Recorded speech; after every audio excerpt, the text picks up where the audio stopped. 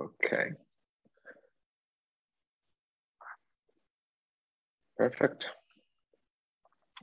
Okay, so hi everyone, and welcome to the opening session, to the second session. This is already the second session of the Styles and Method in the Early Modern and the Modern Period seminar. My name is Matteo Vagelli. I am a postdoctoral fellow in philosophy of science at the University of Ca' Foscari, Venice. And this seminar is part of the activities of Epistyle. Epistyle is a project which has received funding from the European Union's Horizon 2020 Research and Innovation Program under the Marie Sklodowska-Curie Grant Agreement number 1010-30646. I invite you to visit the website of the project, which is the following. I'm writing it on the chat. For more information about the project, and furthermore, for the complete program of this seminar, and also all the abstracts of the next talk are available there. So yeah, the idea behind this seminar is that there's a distinctive link between style and knowledge, or styles and ways of thinking, that was formed in the early modern and the modern periods. And a link that not only played a specific role in the emergence of, for example, philology as a model for knowledge, but also in discussions of scientific method. And today, I am really honored to be discussing these topics with Chen-Morris, whom I want to thank for having accepted my invitation. Chen-Morris is an associate professor in the history department at the Hebrew University of Jerusalem. He has published widely on Renaissance science, concentrating on Kepler's optics. His major publications to date are Measuring Shadows, Kepler's Optics of Invisibility by Penn State University Press, 2016. With Offergal, he published Baroque Science by the University of Chicago Press, 2013. Still with Offergal, he edited Science in the Age of Baroque, Springer 2012, and he also edited in 2015 a special issue of the European Legacy on Humanism and the Ambiguities of Modernity. He's currently working on a project bearing the title of Geometry and the Making of Utopian Knowledge in the Early Modern Europe. Today, he will present a talk titled Fantasy, Scientific Thought, and the End of Baroque Science. So the talk will be about 50 minutes, then we shall have time for open discussion. So without further ado, Rats, I pass it over to you. Thank you, Matteo. Thank you for inviting me. It is a great pleasure, and I'm very excited to present this talk. What the subject I'm going to talk about today, it's something kind of partially new, partially that kind of started to form in my as a direction the last few months, especially with the help of some of my students. Tal is here, and she was part of the group that we read some of the text, and Shiventura is not here, and Laura Somal from Sydney. Which is about something that I started to detect that happens towards the last third of the 17th century, a changing role of imagination in fantasy in scientific thought, and that one can detect this change through a careful reading of fantastical, imaginary travel stories to outer space or to places outside our planet, let's put it this way. I'll start by sharing a screen, and I hope that you'll enjoy this really strange and some of them hilarious text, and I hope and looking forward to your comments and questions, because this is really a work in progress, as it should be, I guess. So anyway, let's begin.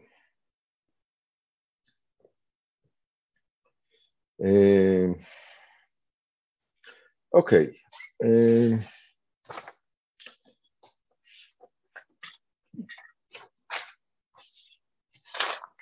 In her phantasmagoric story, The Description of a New World called The Blazing World of 1666, Margaret Cavendish ridicules Robert Hooke's microscopic observations. As the heroine of the story, together with the Empress, is exploring this land of fantasy beyond the North Pole, she meets the bearmen, who are an allegorical mockery of the men of the Royal Society.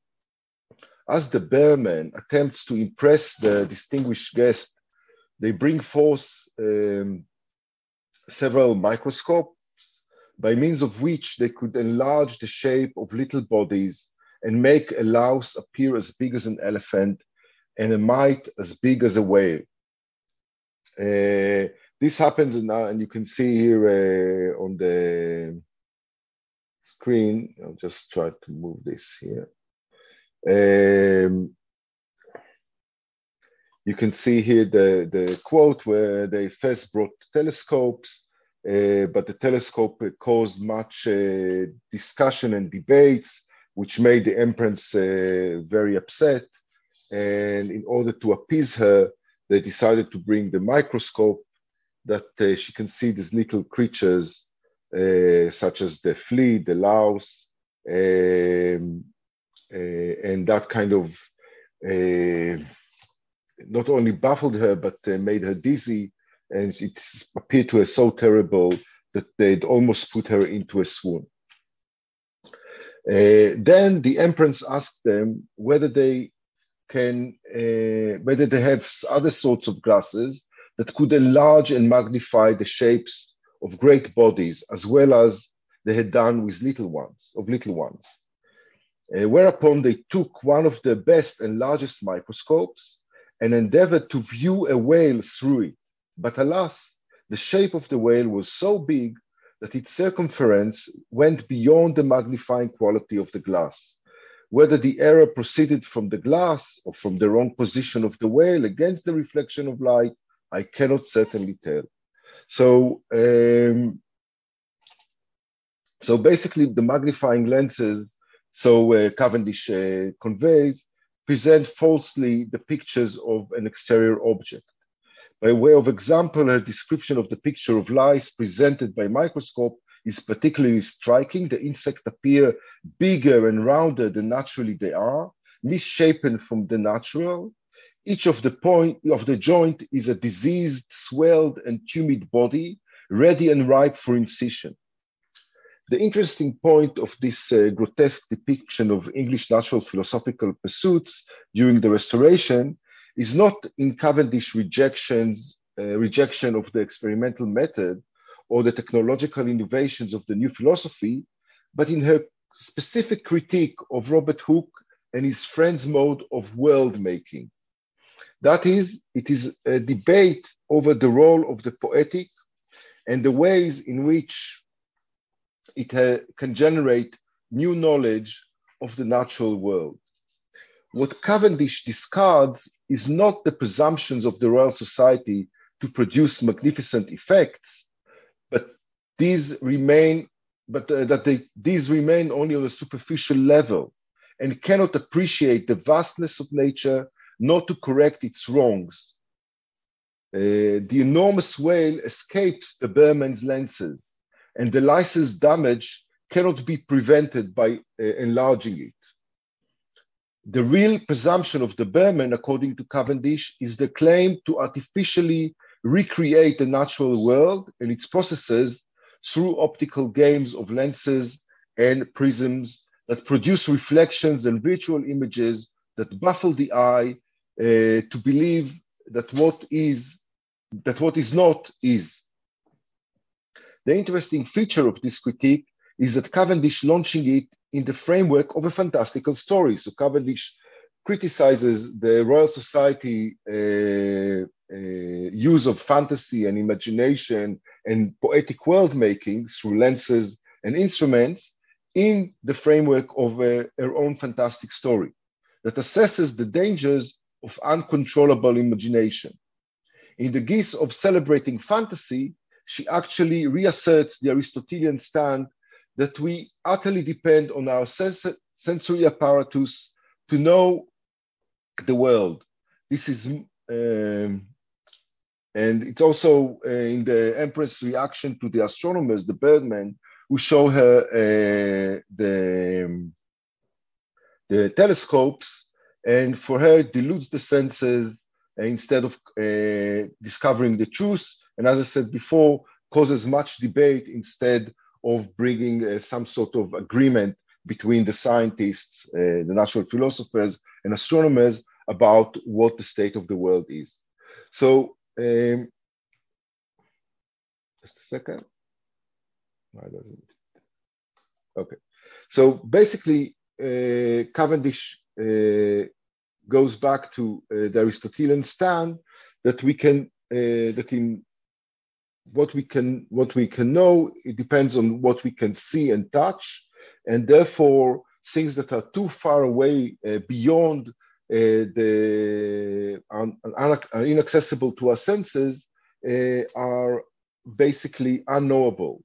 On the parts of animals, he presented as the difference between the way we know things that are subject to generation and decay and that we live in their midst, and the things that are eternal, imperishable, ungenerated, and specifically the heavenly bodies that are beyond our sensory capacity to perceive.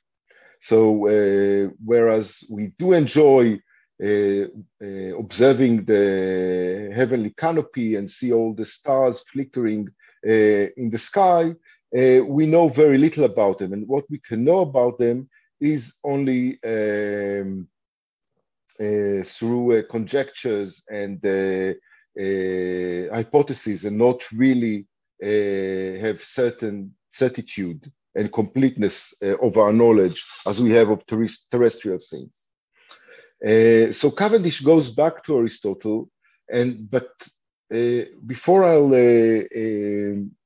what I want to do in today is to have a short archaeology of this fraught relationship between imagination, knowledge, and optics, between world making, the poetics of world making, and the idea of knowledge mostly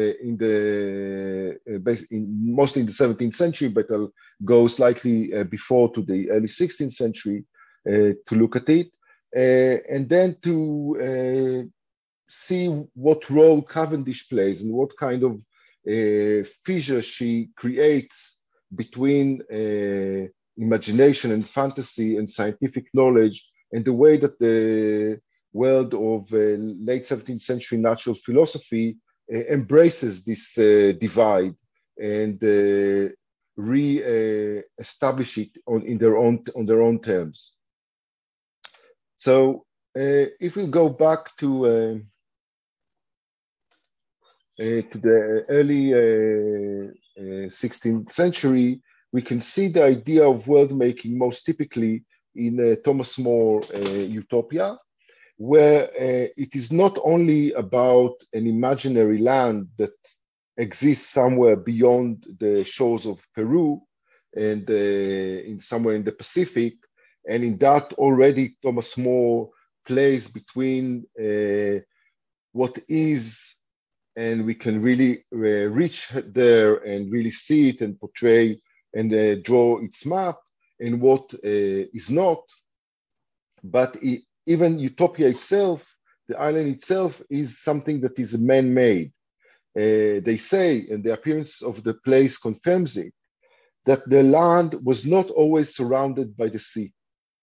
But Eutopos, who conquered the country and gave it his name, also changed its geography.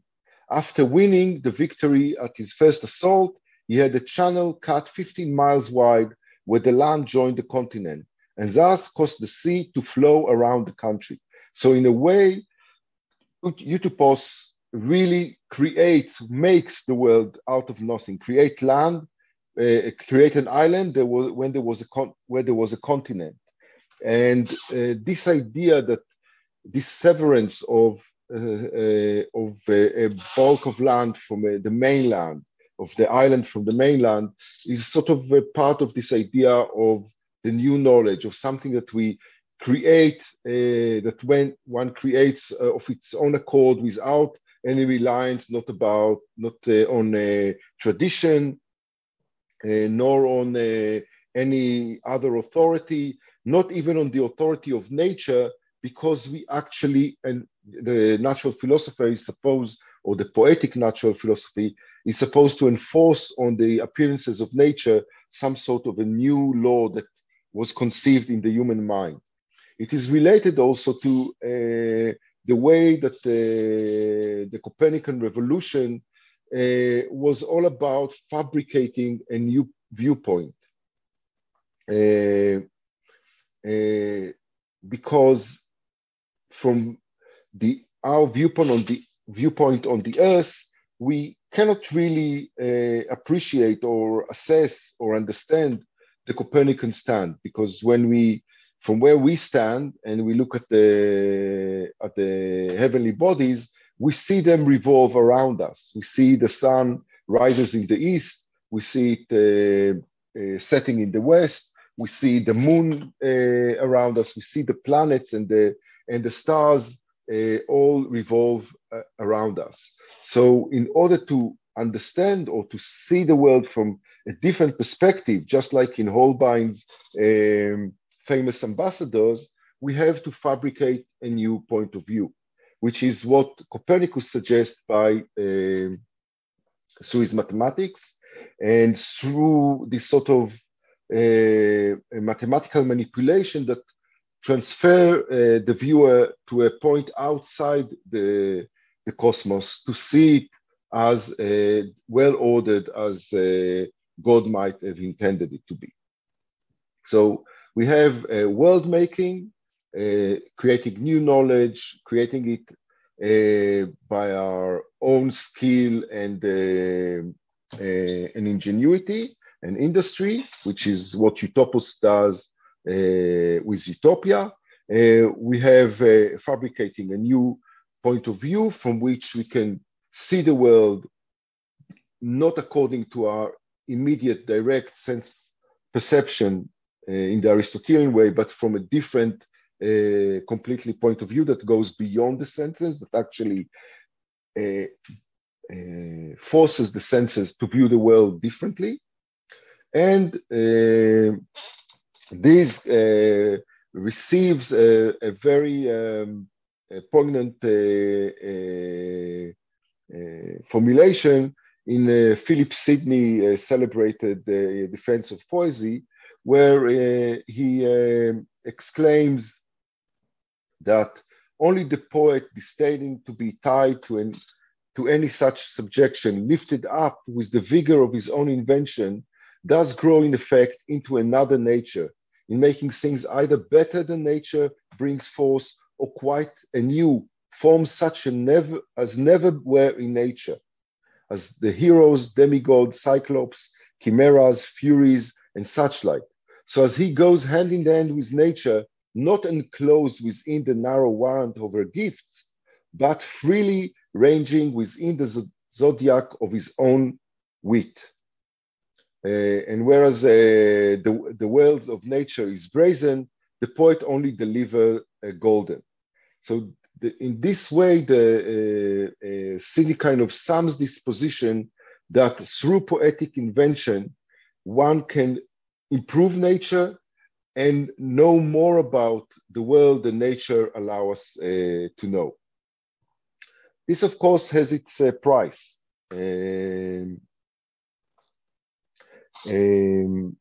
But before I talk about,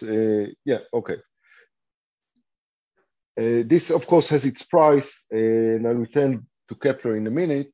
And we can see the way this question of truth, if knowledge is somehow fashioned and created by us through our imagination, through our poetic invention, how can we guarantee and vouchsafe its truth? If we cannot rely on our senses, because what we see, the sun rises in the east, is obviously a delusion or distortion of the truth, what else do we have in our in our hands to rely on? And this this question is most nicely formulated in Shakespeare Midsummer's Night Dream, where the eyes, the basic Aristotelian tool of discernment and distinction, cannot fulfill this role. They cannot. One cannot differentiate between the two lovers, between Lysander and Demetrius. Both of them actually look the same. They're all fine men, nicely dressed, from a good family. They're proper gentlemen, and there's no way to differentiate between them. And the question is then, in such a world, how can one know something? So it's not a skeptical conclusion. It's not about because our senses fail us, and because our senses distort reality, and we cannot rely on them to know exactly what is in front of us, therefore we cannot know. It's not a skeptical conclusion, it's actually a question. How can we know something in a world where our senses fail us? And as in Shakespeare, where the end of the play, we learn that shadows have a crucial role to play in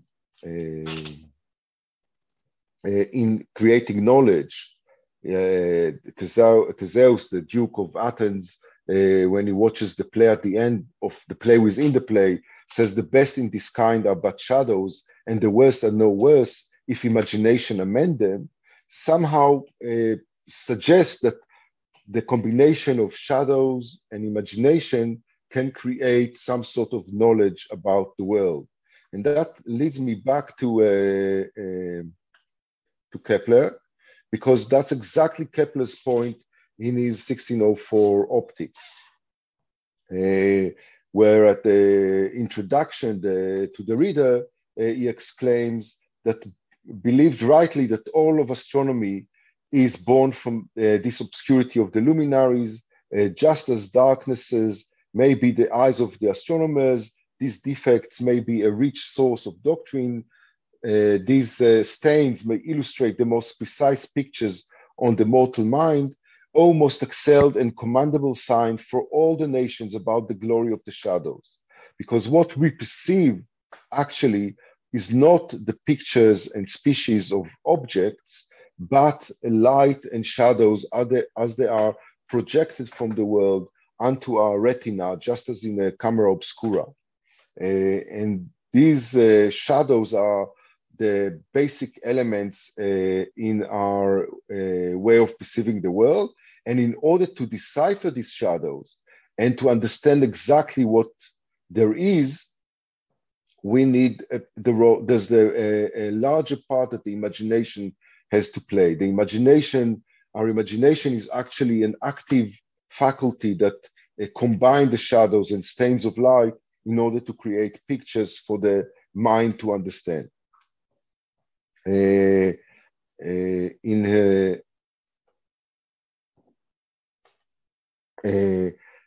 when the telescope come to on the scene a few years later, in 1610 and 1611, and it's nice to see the way that it is introduced in the introductory poem of Siderius Nuncius, Galileo Siderius Nuncius, where it says, with marvelous skill, so fits spectacles to an aging world, that with mind still sound, but eyes dimmed and body weakened, it might see through two glasses. So it's not, the world is aging, but we humans, Galileo, can fabricate, create, invent a new instrument that will correct and reform the dimmed eyes and the weakened body. And when Kepler received the telescope, he understood that there's something even more radical than mere shadows through a camera obscura that is involved, but actually the idea of refractions makes any appearance, any image that appears on the retina, something that is fabricated. The telescope is a human-made manipulation of light, two lenses that manipulate light in order to create images. It's nothing that it kind of makes even direct vision, the main idea of medieval scholasticism about the eye, that what we see is directly in front of us, makes it redundant and put instead at the center of the sense of sight the idea that everything is manipulated through refractions and actually needs the active involvement of the imagination and the mind to understand it, to create from this refraction a picture of reality.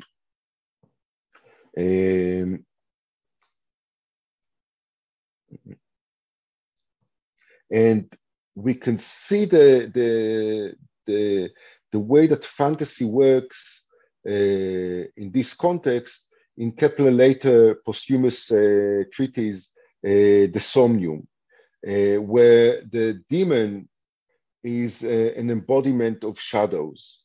He lives on shadows, the demon that introduces the protagonist of the dream to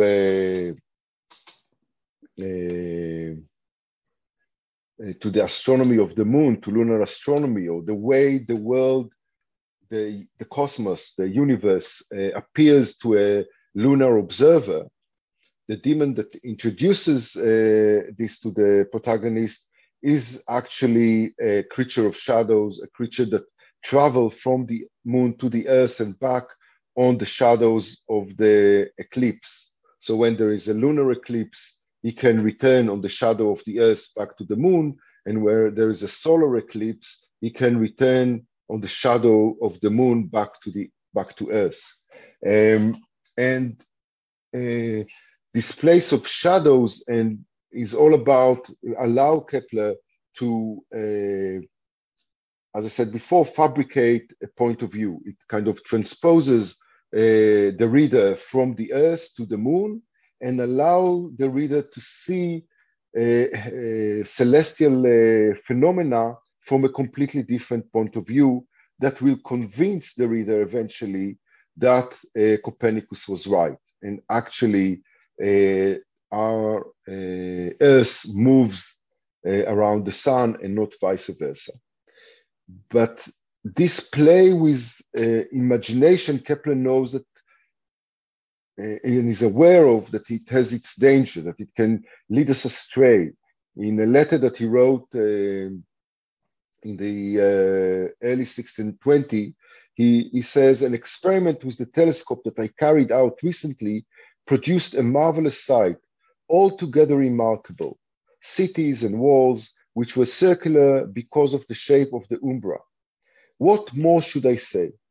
Campanella wrote his City of the Sun, and if we were to write a City of the Moon, wouldn't it be excellent to paint the cyclopean moors of our time in lively colors, but leave the earth behind and go to the moon, for the sake of prudence, But what is the good of such evasive action, since neither More in his Utopia nor Erasmus in his Praise of Folly were so well protected that they didn't have to defend themselves? We must forsake the political tar pit and stay within the green and pleasant plains of philosophy.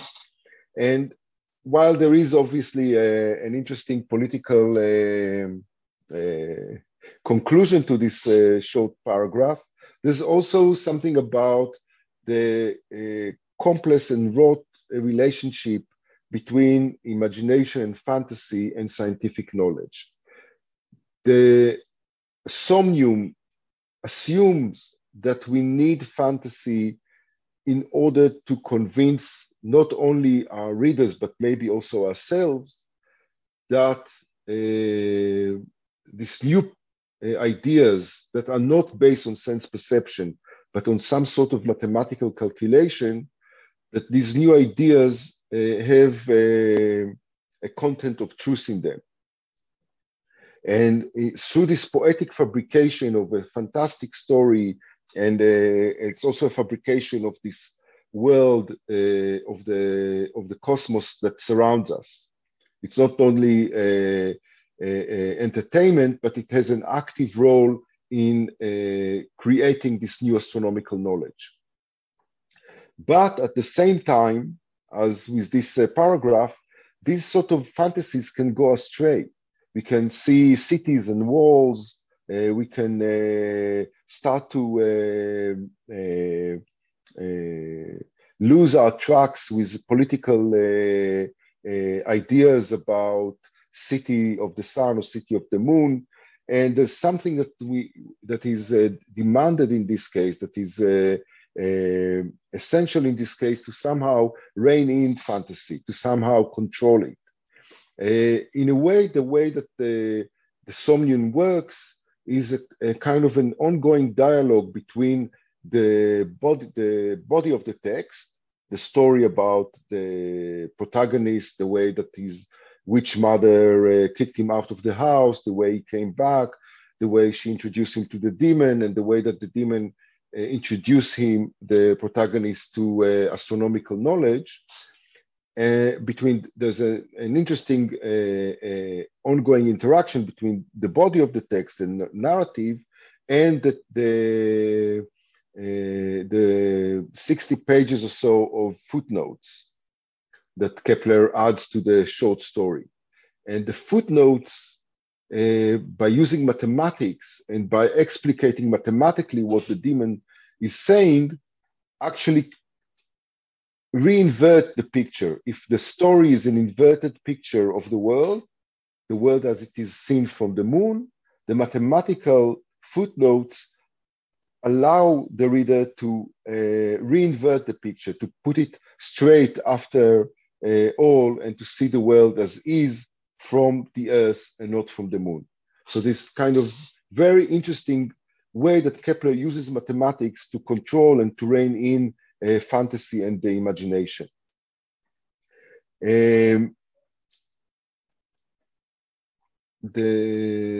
This kind of style, epistemological style, I will quote the title of your project,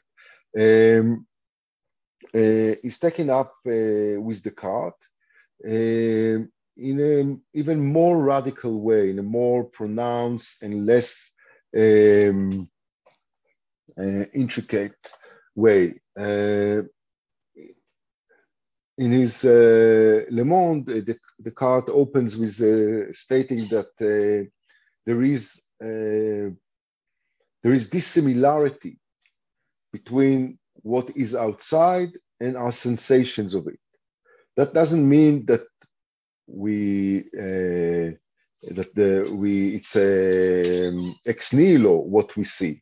There is something outside that causes us sensation, but what we sense and what is are two distinct things that are not comparable. In putting forward an account of light, the first thing I want to draw to your attention is that it is possible for there to be a difference between the sensation that we have of it that is the idea that we form of it in our imagination through the intermediary of our eyes, and what it is in the objects that produces the sensation in us. That is what it is in the flame or in the sun that we term light. So there is a flame, there is something like a sun out there in the world that causes us, excites our eyes, and our imagination and later our mind creates some sort of an idea out of these excitations. But these ideas and what is outside are two distinct things that are not necessarily similar, if at all. And then that allows Descartes to start a very interesting speculation about what really is in the world, his ideas of atoms, of particles that fill in the world, and what kind of atoms are in the world. But after a few pages, he kind of suddenly says, there are many other things remain for me to explain here. And for my own part, I would be happy to add a number of other arguments to make my opinions more plausible. But so as to make this long discourse less boring for you, it's very nice of you to consider us the readers, I want to wrap up part of it in the guise of a fable, in the course of which I hope the truth will not fail to manifest itself sufficiently clearly, and that this will be no less pleasing to you than if I were to set it forth wholly naked.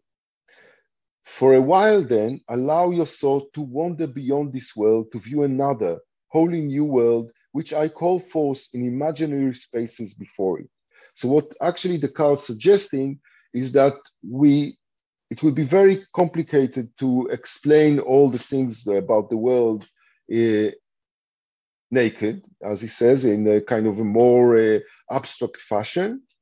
And it will be easier for us to understand it through a fable. And the fable is actually Descartes fabricating a new world, fabricating in his mind, and eventually will convince us that this fabrication is actually the world we are living in. So in this, this is very much the idea that Ofer-Gal and I set forth some years ago in Baroque science, the idea that the paradox of the eye, that the eye doesn't see, and therefore it's but an instrument, and therefore we need other instruments to see beyond and further than what the eye will be ever able to actually perceive. And that actually these new instruments, whether it's the camera obscura or the telescope, allow us to filter the distortions the eye make and to see the naked truth, that is that the world is made of geometrical sizes, what Descartes called extension, and of motion, but nothing else. And all the rest of all what Galileo calls the fireworks of nature, the colors, the smells, the odors, the sounds, etc., are all but our distortions of what the world, what there is out there. So, so this idea that that in order to know the world, we have to somehow artificially fabricate it, to somehow suggest something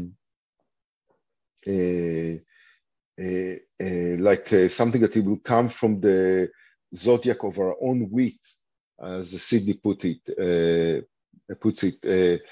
that will be an improvement upon nature, that will recreate nature anew and will allow us a glimpse into the real secrets of nature. That's the way to kind of avoid the failures of our eyes, of our senses in perceiving the world, is by imaginary fabricating this world.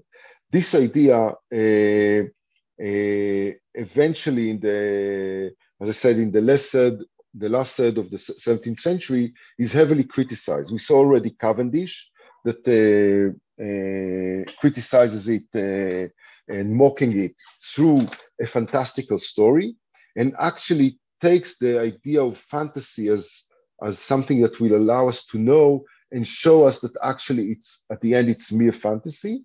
And we have other examples of that. For instance, the Jesuit Père Gabriel Daniel in a very lively, hilarious actually book, Le Voyage du Monde de Descartes from 1690.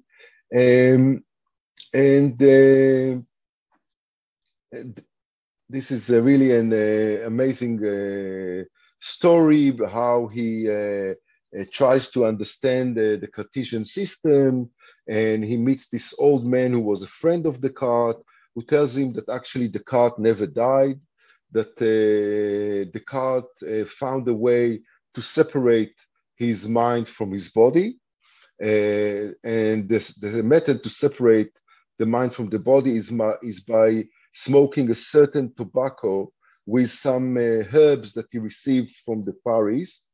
And when you smoke it, your mind can start wandering around without your body. And what happened is that the Swedish doctor that came to check upon Descartes one morning didn't realize that that's what happened, so that Descartes died and buried him, let's say, prematurely. And then our narrator, who has an innocent curiosity about Cartesianism, that launches him into the heavens and towards the little corner of the universe in which Descartes' soul, mind, dwells. His journey begins with a piece of a strong tobacco, as I said, imported from the island of an island off the Chinese coast and laced with herbs. He sniffs the dry mixture in order to separate his soul from his flesh, and it soon sends his disembodied self on a trip to the stars, and along the way, his guides are a spry 88 years old man with incomparable zeal for the new philosophy, and the happy soul of Marine Mersenne, the Parisian mini monk in whom Descartes famously confided throughout his lifetime. He meets Descartes somewhere wandering around the third heaven. On the way, he meets Aristotle and Plato, who mocks Descartes. And this really fantastical world actually tries to undermine the Cartesian idea of imagining a new world. You imagine a new world, then you can imagine anything. You can imagine really these strange psychedelic trips to the world that is not really there, because it's completely fabricated and imagined. And in that sense, Père Daniel is, there's a resonance with Cavendish. Both of them use the fantastical story to undermine the new science position as using fantasy to advance knowledge, using the imagination, using the idea of artificially recreating natural processes in order to know them, actually making it, ridiculing it, turning it into a farce and not into a scientific treatise. The way that early modern, late 17th century natural philosopher understood this critique is by reinventing this narration, this narrative of traveling to a different world, traveling to the moon. And I want to look at two of these treatises, really, again, less maybe hilarious than Père Daniel and not about smoking strange tobacco, but not less interesting. The first was by de Fontenelle, Un traité sur la pluralité des mondes, where Fontenelle writes a short treatise that describe a dialogue in a dialogue form, 7 days of discussions and with a young marquise, blonde and pretty, and in the evening as they stroll in the garden, he explains to her the structure of the universe according to the Copernican system, and suggests to her what kind of world exists out there and what kind of people inhabit these planets, these faraway planets. And what is interesting is when he introduces this text and says, I've employed veritable physical tenets, as many as were necessary. But fortunately, it happens that on this subject, the ideas of physics are pleasing in themselves, and at the same time that they are satisfying the mind, they provide a spectacle for the imagination, which pleases it as much as if they had been made expressly for that purpose. So actually it turns the idea of imagination and knowledge upside down. It's not that the imagination is a necessary vehicle to understand this strange new physics that Kepler and Descartes suggested in the first half of the 17th century, but actually physics is so marvelous and so interesting that it will provide a spectacle for the imagination. The imagination will, the idea of, and maybe it is also related to Daston and Park discussion in Wonders and the Order of Nature, where they argue that somewhere in the late 17th century into the 18th century, there is a separation between wonder and curiosity. Maybe here is like a point of where this separation takes place. It's not about imagination, this wonder, this amazement at the fantastical structure, fantastical phenomena that leads us to knowledge, but knowledge and the curiosity it creates ask the imagination to investigate it deeper without the sense of wonder that accompanied it in the early stages of the scientific revolution or the new science, if you want. Then he explains that I did not wish, so Fontenelle goes on, to make up anything about inhabitants of worlds which would be totally fantastic. I've tried to say everything one might reasonably think about them, and even the imaginings I've added to this have some foundation in reality. The true and the false are mixed here, but they are always easy to distinguish. Whereas with Kepler, we need a whole body of footnotes to distinguish whether he speaks truth or he speaks poetically. Fontenelle tells us that actually we have here a new common sense. The whole point of the discussion is to allow the young marquise to embrace this new common sense and take it as and to make it her own, and actually a completely different common sense than the traditional Aristotelian one. In Fontenelle common sense, the earth revolves around the sun, and there are many other worlds inhabited by other creatures other than humans. A few years later, Christian Huygens, one of the prominent scientists of the late 17th century, who is known for his, what do you call it? Pendulum clock and discovery and investigating of the moons of Saturn and of the rings of Saturn, writes a book that comes up posthumously, Cosmotheory, Theoros, where he again suggests a series of conjunctures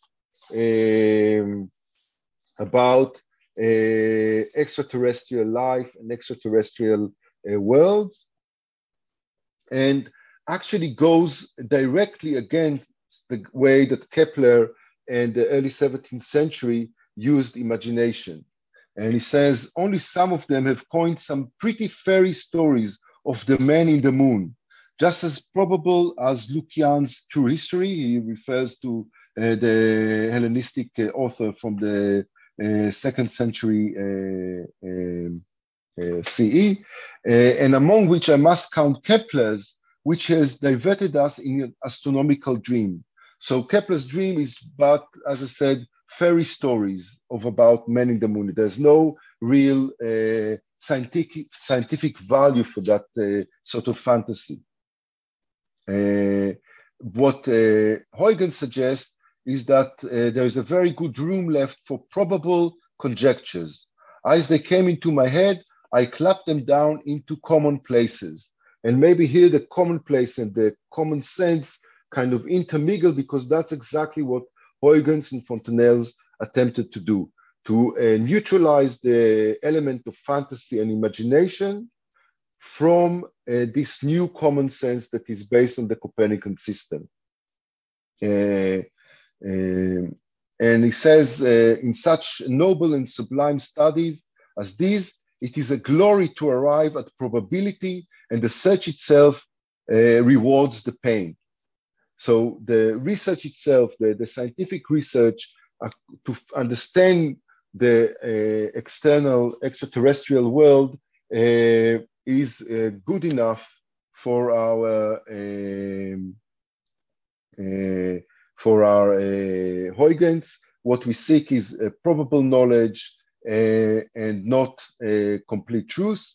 And by that, to create a sort of popular science without the fantastical part that Cavendish and Daniel and others ridiculed in the sciences themselves. And in that sense, and now come to conclude my talk, we have actually the end of Baroque science. If Baroque science put an emphasis on the role of the imagination in bridging the world that we cannot perceive with our senses and to create to our knowledge, the later science, the science that was attacked by Cavendish and others like Daniel, actually tries to take the instruments, as obvious